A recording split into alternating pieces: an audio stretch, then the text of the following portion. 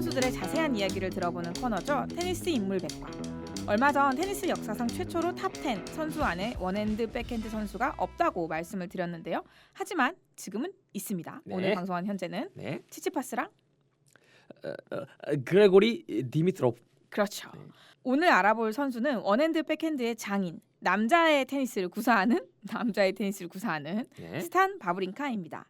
아무래도 찬더러님은 스탄 바브린카에 대해 특별한 애정을 갖고 계실 것 같아요. 아주 맞습니다. 네. 아무래도 페더러 선수와 함께 베이징 올림픽 남자 복식 금메달을 딴 선수이기도 하고요.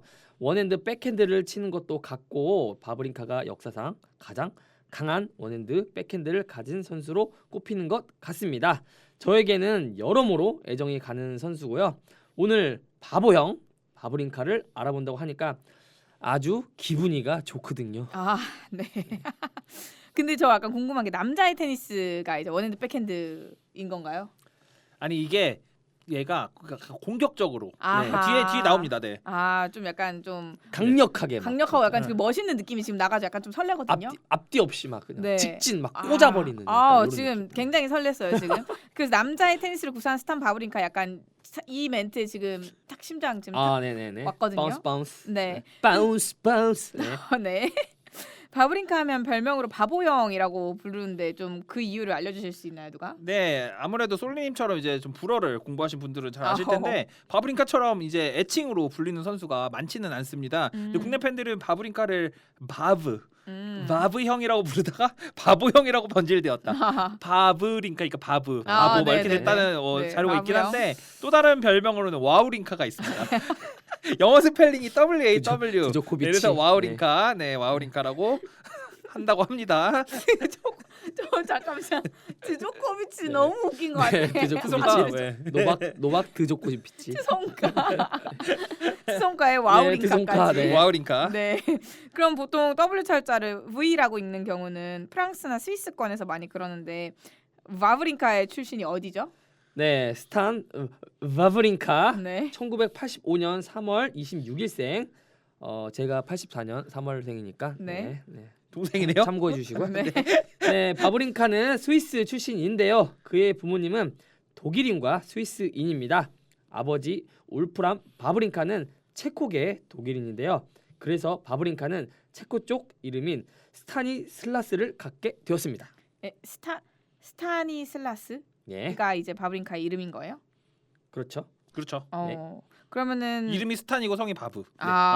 네. 그러니까 스탄 바브린카에서 이름은 스탄이고 성이 바브린카. 네. 네, 그래서 영어 쪽 별명이 스탄더맨. 네 이렇게 표현들을 하죠. 스탄더맨. 스탄더맨. 네. 굳이 해석하면 남자다운 바브린카. 또는 이 더맨이라는 게 좀 저항한다 뭐 이런 이야, 뜻이 있대요. 네. 저항하는 바브린카 이 정도 될 것 같은데요. 이 별명은 바브린카의 플레이 스타일에서 온 것으로 보입니다. 네. 일단 바브린카는요 우직할 정도로 백핸드 스트로크로 플레이를 합니다. 네. 보통 원핸드 백핸드 구사하는 선수는요 슬라이스랑 스트로크를 좀 섞어요. 네네. 왜냐면 상대방이 원핸드 백핸드 약점이 이제 높은 타점으로 이제 공을 친단 말이에요. 네. 그러면은 이제 그런 거를 이제 깎아 내려서 이제 슬라이스로 치는데 스탄 바브린카 그런 거 없습니다. 뒤로 가고 다시 백핸드, 앞으로 가서 백핸드 계속 스트로크만 치는 야. 네, 말도 안 되는 임팩트로 빵빵 치는 그런 모습이 남자다운 바브린카다. 외국 사람들이 얘기하는 겁니다. 바보형, 백핸드 장인, 바보형 이런 이미지를 갖게 됐고요. 네. 네. 그래서 이제 별명이 스탄더맨 네. 이렇게 이야기를 스탠더맨. 하고 있습니다. 네, 바브린카의 플레이 스타일은 이따가 좀 더 얘기해 보도록 하고요. 일단 가족을 말씀드리는 중이었으니까요. 이어서 말씀드려 보면 부모님은 사회복지센터를 운영하고 있습니다. 아, 잠깐만요.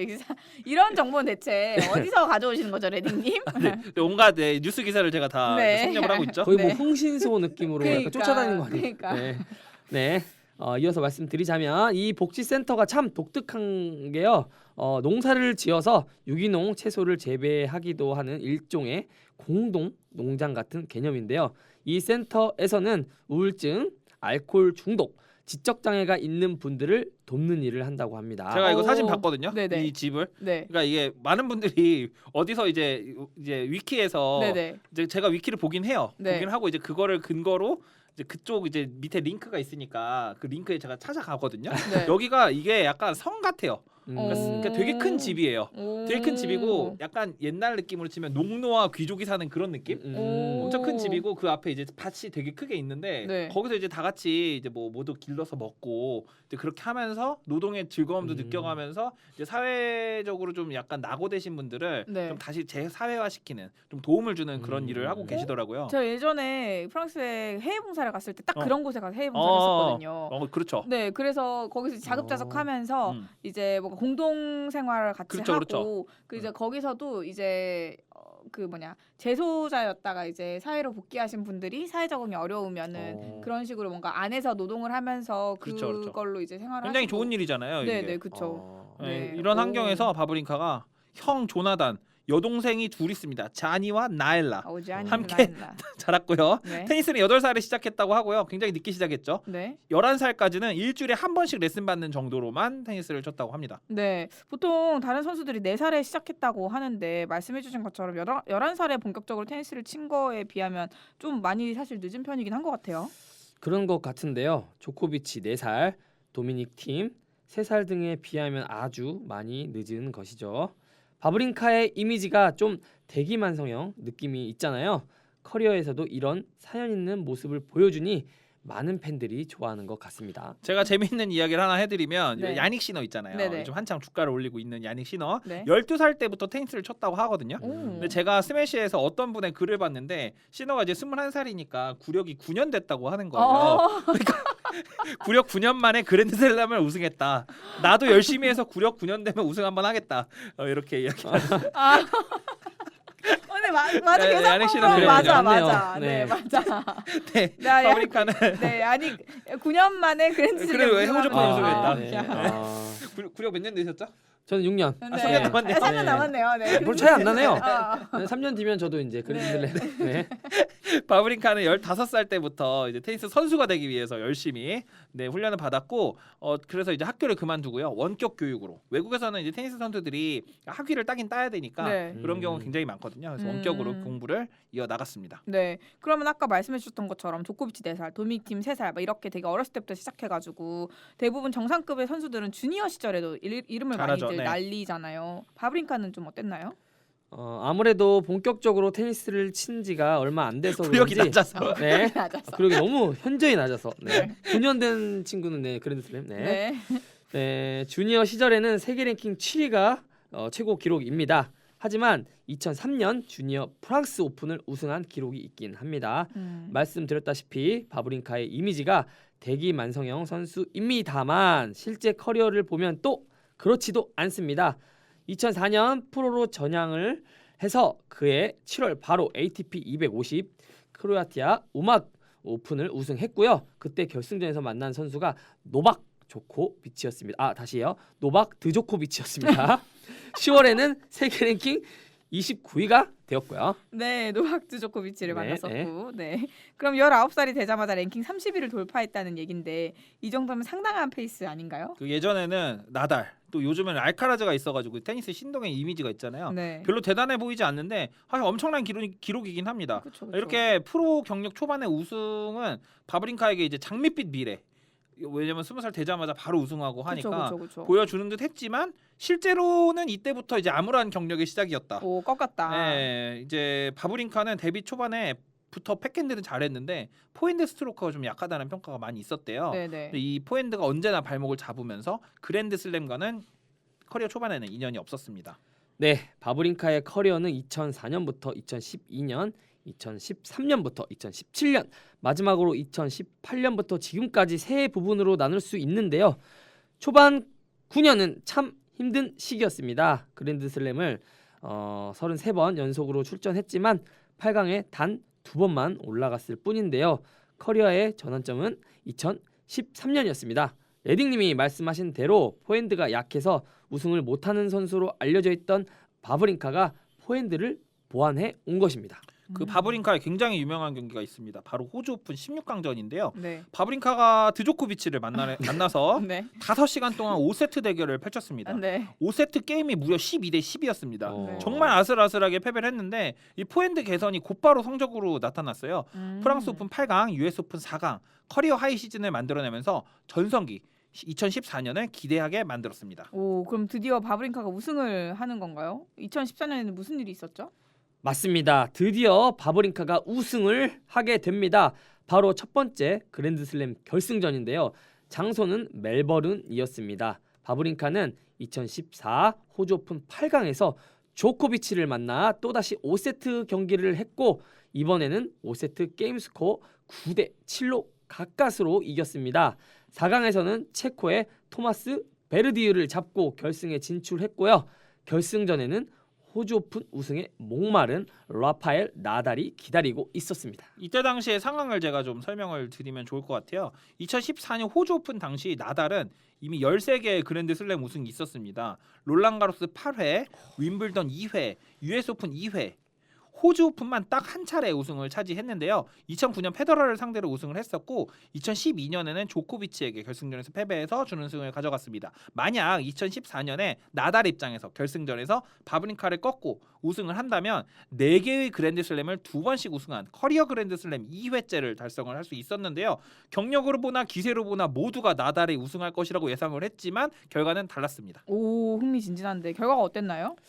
유튜브에 2014 AO 파이널이라고 검색하시면 풀 경기 영상을 보실 수 있습니다. 경기는 의외로 싱겁게 끝이 났는데요. 바브린카의 세트 스코어 3대1 승리였습니다.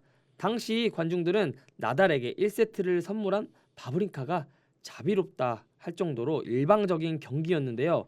컨디션이 좋은 바브린카가 경기를 하면 어떻게 되는지 제대로 보여준 경기였습니다. 맞습니다. 예, 바브린카는 사실 감정 기복이 심한 선수로 유명합니다. 네네. 그만큼 한번 집중해서 경기를 펼치면 실력만큼은 대단한 선수라는 것이 2014년 호주 오픈 결승전으로 증명이 되었고요. 이후 바브린카는 2014년부터 17년까지 4번의 그랜드슬램 결승전 중 3번 우승, 4번의 4강, 3번의 8강 진출하는 등 빅3가 지배하던 시절에 앤디 머레이와 더불어 나름 선전을 했습니다. 네, 그러면 다른 그랜드슬램 결승전들은 어땠을까요? 바브린카는 2015년 자신이 가장 좋아하는 롤랑가로스의 클레이 코트에서 조코비치를 상대로 결승전을 펼쳤습니다. 이 결승전도 시작부터 흥미진진했는데요. 당시 조코비치는 호주 오픈 5회 우승, 윈블던 3회 우승, US 오픈 2회 우승으로 총 10번의 그랜드슬램 타이틀이 있었는데 롤랑가로스만 우승컵이 없었습니다.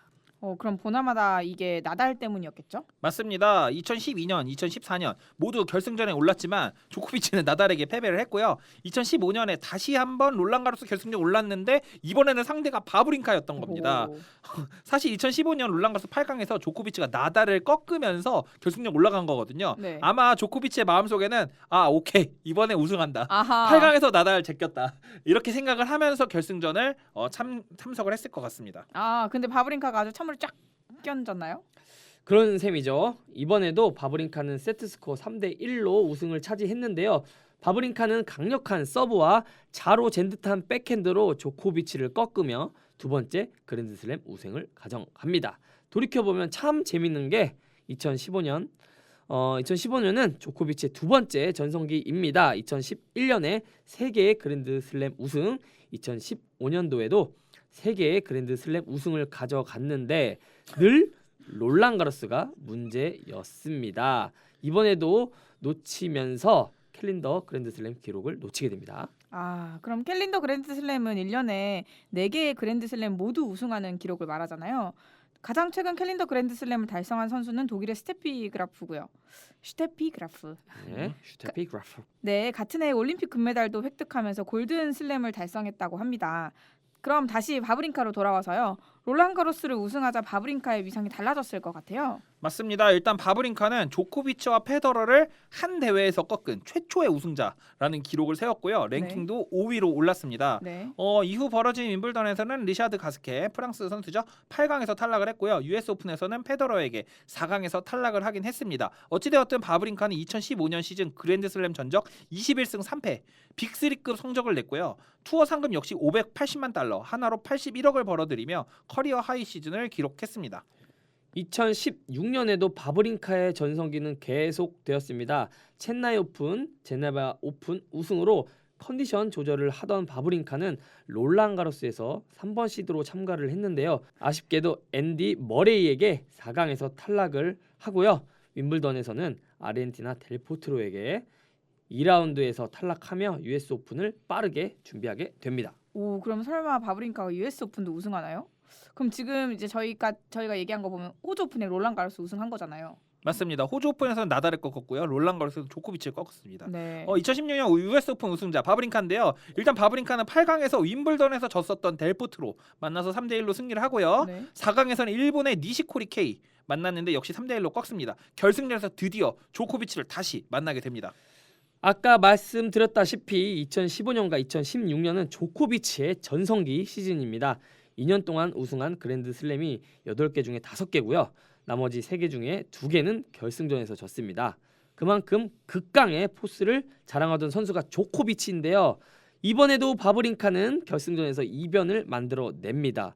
1세트 타이브레이크 돌입한 두 선수는 정말 전설적인 명장면을 만들어내는데요. 무려 21구 랠리 끝에 포인트를 가져가는 바브린카였습니다. 하지만 결과적으로는 세트는 조코비치가 가져가게 됩니다. 네, 2세트, 3세트도 바브린카가 가져가고요. 4세트 역시 초반에 브레이크로 유리한 경기를 이어나가며 바브린카가 3대1로 US 오픈 우승자가 됩니다. 당시 조코비치가 얼마나 강했는지 알려주는 기록이 있는데요. 조코비치가 타이브레이크 끝에 첫 세트를 가져갔다고 말씀을 드렸잖아요.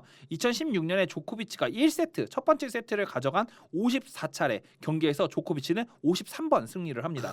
딱 한 번 진 경기가 바로 바브린카와의 결승전이었습니다. 야, 말씀을 듣고 보니까 지금 저 계속 너무 소름이 돋는 게 바브린카가 뭐랄까 이제 차곡차곡 커리어를 잘 쌓아오지만 사실 우리나라에서는 크게 알려지지 않은 그런 그쵸, 선수인 것 그쵸. 같아가지고 그러면은 바브린카는 커리어 그랜드슬램까지 윈블던 한 개만 남은 거잖아요. 2017년에는 롤랑가로스 결승전에 다시 진출을 했다고요? 맞습니다. 2017년 롤랑가로스에서는 결승전에서 나달을 만났는데요. 지금까지 바브린카는 3번의 결승전에서 나달 1회, 조코비치 2회를 물리치며 결승전 전적이 3전 3승이었습니다. 하지만 상대는 흑신 나달이죠. 결승전에서 3대 0으로 바브린카를 물리치며 무려 10번째 롤랑가로스 우승을 차지합니다. 이후 바브린카는 자신의 하나 남은 그랜드슬램 윈블던을 위해 이를 악물고 윈블던에 참석했다고 하는데요. 이 대회에 첫 출전한 메드베데프에게 패배하면서 전성기가 마무리되었습니다. 바브린카는 전형적으로 빅3에게 희생당한 케이스라고 어허. 볼 수 있습니다. 네. 지난번에 가엘몽피였나요? 네네. 그 조코비치 상대로 1승 시 20패. 네, 네. 이 정도는 아니지만 바브린카도 상당히 불행한 전적을 가지고 있습니다. 네. 일단 나달 상대로 3승 19패, 네. 페더러 상대로 3승 23패, 네. 조코비치 그나마 많이 이겼습니다. 6승 21패. 아, 그렇지만 그래도 바브린카는 그런 그랜드슬램 대회에서 이런 빅3를 만나가지고 우승을 한 경험도 있고 자신의 커리어를 잘 쌓은 거니까 조금 덜 불행했다. 그렇죠. 아무래도 3번이나 우승했으니까. 그렇죠, 네. 그렇죠. 덜 희생을 당했지만 그래도 마지막에는 영광스러운 장면이 영광스러운 있었죠. 장면들이 있었다. 저는 그렇게 생각을 하고 바브린카는 페더러의 절친으로도 유명하다고 해요. 좀 둘 사이에 재밌는 일화가 있다는데 페더러 짱팬인 찬더르님께서 말씀을 해주실 것 같아요. 네, 일단 둘은 스위스 출신으로 나이가 비슷해서 친해진 것으로 보이고요. 바브린카에게 친구 관계에 대해 물어보면 페더러 이야기만 한다고 합니다. 베이징 올림픽 복식으로 출전해서 금메달을 따기도 했고요. 근데 둘 사이에 살짝 어색해질 뻔한 적이 있는데요. 2014 ATP 파이널즈에 첫 출전한 바브린카는 페더러와 경기를 하게 됩니다. 바브린카는 플레이어 박스에 앉아있던 페더러의 아내 미르카가 바브린카가 공을 칠 때마다 소리를 내서 방해한다고 생각했고요. 이것을 주심에게 항의하게 됩니다. 오, 와이프를 건드렸어요. 네. 어떻게 됐는데요, 그러면? 경기 자체는 페더러가 이겼고요. 문제는 페더러의 아내 미르카였는데요. 미르카는 바브린카를 두고 크라이 베이비, 울보 악이라고 비웃었습니다. 이후 별다른 소식은 전해지지 않았는데요. 둘은 2014년 데이비스컵에서 호흡을 맞춰 스위스가 우승하는 데 도움을 주었기 때문에 이 이야기는 자연스럽게 사라졌습니다. 하지만 이 이야기는 작년에 다시 화제가 되었는데요. 바로 작년 파리 마스터즈에서였죠. 바브린카는 홀고 루네에게 3세트에서 역전패를 당했는데요. 경기 후에 악수를 하며 바브린카가 루네에게 코트 위에서 애처럼 굴지 마라 라고 충고했습니다. 네, 바브린카가 베이비라는 낱말을 쓰면서 페더러 아내와의 사건이 다시 소환이 되게 되었습니다. 이후 루네는 바브린카에게 지고 악수를 하면서 이번에는 해줄 말 없냐 스탄 이라며 깐죽거리며 인성질 시전합니다. 루네 왜 그랬지? 네. 그러면은 이렇게 보면은 테니스 선수들도 좀 하나하나 개성이 되게 강한 것 같아요. 바브린카는 또 하나 아픈 사건이 있었죠. 네, 바로 테니스 최악의 인성 닉 키리오스와의 사건인데요. 키리오스는 정말 안 좋은 인성을 갖고 있었지만 어릴 때부터 친구가 하나 있었습니다. 네. 바로 비슷한 인성의 호주의 타나시 코키나키스인데요. 네. 둘은 복식으로 호주 오픈을 우승할 정도로 절친입니다. 그런데 이 코키나키스가 당시 바브린카의 여자친구였던 도나 베키치와 혼복 대회를 출전을 하게 됩니다. 네. 이런 상황에서 키리오스와 바브린카가 캐나다 몬트리올 오픈에서 만나게 되었는데요. 이제 키리오스가 바브린카에게 이런 이야기를 합니다. 코키나키스가 네 여자친구랑 잤다는데.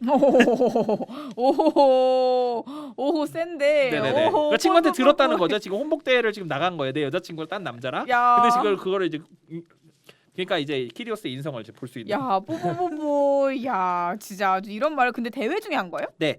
대회 중에 악수를 하면서 게임 네, 악수를 하면서? 악수를 하면서 한 거고요. 야, 우리 게임 잘해보자 이런 말이야. 야, 지금 제가 잤다고 말을 한 거는 굉장히 순화해서 표현한 말입니다. 오, 네, 그렇구나. 굉장히 순화한 표현이고요. 네. 다른 말 영어로 더 나쁜 말을 썼어요. 네. 경기 결과는 멘탈을 못 잡은 바브린카의 패배였고요.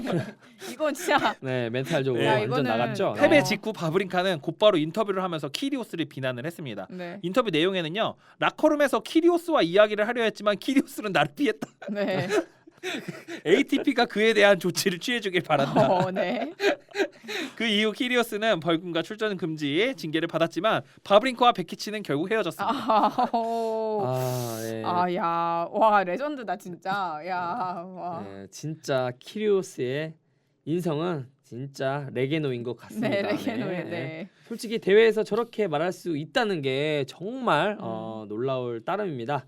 바브린카는 누드 사진도 그래요? 찍었어요.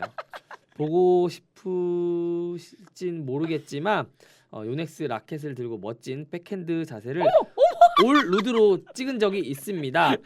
혹시 궁금하신 분은 저희가 링크 바브린카 방송이 나갈 때 네. 링크 남길 테니까 네. 꼭 보고 싶으신 분만. 근데 저는 봤습니다. 네. 네, 저도 봤죠. 안 네. 보시는 걸 근데 추천합니다. 저도- 근데 굉장히 예술적으로 저는 사실 안 봤다가 지금 봤는데 네네네. 지금 약간 네. 했어요. 네. 네네네. 제가 이거 이제 댓글에 남겨놓을 테니까 이제 더보기에 더보기 네. 눌러주세요. 안 본 눈 삽니다. 안 본 눈 네, 삽니다. 네, 네. 어우 깜짝 놀랐습니다. 좀 나는 괜찮지 않나요? 아니 아니 그 구도가. 네네. 아예 뭐 작가님이 잘 찍으셨다. 네. 네네네. 오늘 약간 사실 바브린카 약간 좀 저희 작은 아빠 닮아가지고 근데 너무 못 볼 걸 본 거 같아. 어우 약간 막. 저는 최근 바브린카 경기를 보면 네. 정말 너무 측은한 마음이 들어요. 왜요? 그 정말 잘했던 바브린카가 지금은 너무 부진한 모습을 보여주고 네. 그리고 또 측은한 점이 바브린카 신발이나 네. 그 가방에 보면 네. 그 자유여신상 네. 그 다음에 그 에펠탑 네. 그 다음에 그 호주 오픈 캥거루 이 세 개만 마크가 박혀 있어요. 빅벤이 네, 없나 거기에 보다. 윈블던 마크가 딱 채웠어야 되는데 아. 그거를 이제 채우기가 너무 힘들지 않을까. 네, 그 못 채우죠? 마크만 보면 네, 되게 그쵸. 측은하더라고요. 네. 안타깝네요. 네. 오늘 정말 알차게 이제 알고 싶지 않은 것까지 알아가면서 이제 바브린카에 대해서 알아본 것 같은데요. 올해 나이로 38살인 바브린카는 이제 테니스 선수로서의 마지막을 향해 달려가고 있습니다. 하지만 작년에는 27승 23패라는 전적에도 불구하고 15억 원의 대회 상금을 받은 것으로 알려져 있는데요. 빅4 시대 유일한 대항마였던 바브린카, 또 그중 하나인 페더러와 절친인 바브린카, 공격적인 테니스로 많은 팬들의 마음을 설레게 했던 원핸드 백핸드의 바브린카에 대한 이야기, 이렇게 마치겠습니다. 그럼 저희 다음 테니스 인물백과는 누구로 돌아올까요? 제가 이 바브린카를 갖고 온 이유가 네. 3월 26일 날 제가 이 대본을 썼는데 그날 바브린카 생일이더라고요. 아오. 제가 이런 식으로 하나씩 하는데 사실은 하고 싶은 선수들 굉장히 많아요. 지금 저희 댓글 중에서는 뭐 피트 샘프라스에 아, 네네네, 주면 맞아요. 좋겠다는 네네. 이야기. 네. 사실 저도 뭐 그 볼스포츠 테니스님처럼 시너나 알카라즈 요즘 핫한 선수들 해주고 싶긴 한데 네. 그 선수들은 커리어가 끝난 게 아니잖아요. 그쵸, 그리고 그쵸. 앞으로 스토리가 더 많을 거기 때문에 좀 킵을 해두고 네. 조금 이 향수를 자극할 수 있는 네. 또 우리가 많이 좀 보고 좀 알 수 있는 네. 앤드레 아가시나 피트 샘프라스 같은 아가씨 오. 얘기도 굉장히 재밌거든요. 오. 네, 그런 것도 재밌을 것 같습니다. 좀 네. 올드 테니스. 네. 저는 한 선수를 추천 또 하자면 저는 이제 같이 이제 빅4 시대에 같이